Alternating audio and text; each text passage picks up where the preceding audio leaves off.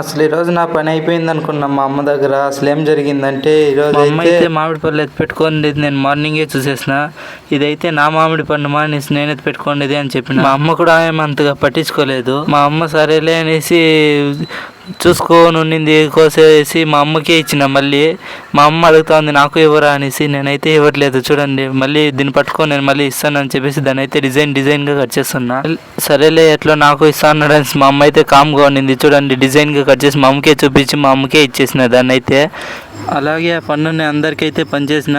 ఇంకా మా అమ్మ రియాక్షన్ అయితే హైలైట్గా ఉంది. మా అమ్మకు 2 పీసులు ఇస్తే వద్దు, ఒకటి తాతకి ఇచ్చే అని చెప్పింది. కానీ మా అమ్మ రియాక్షన్ అయితే లాస్ట్లో అయితే హైలైట్గా ఉండింది. మా అమ్మకు డౌట్ వచ్చింది. చూడండి అడుగుతా ఉంది ఇది ఎక్కడిది అనేసి. నేనైతే చెప్పలేదు. లాస్ట్కి అయితే మా అమ్మకి అయితే తెలిసిపోయింది. నాకు చెప్పేసిన నేనే అక్కడ పెట్టినావు కదా దాన్ని చూసిన, దాన్ని అయితే ఎత్తుకొని వచ్చి నీకే ఇచ్చిన అనేసి. మా అమ్మ రియాక్షన్ అయితే నన్ను ఎక్కడ ఎత్తి కొట్టేస్తుందో తెలియదు, అంత కోపంలో అయితే ఉన్నది. ప్రజెంట్ అయితే మా అమ్మ చేతిలో ఏం లేదు కాబట్టి నేనైతే బతికిపోయినా. చూడండి నాదిరా అని చెప్తా ఉన్నా కానీ నేను తింటూనే ఉన్నాను.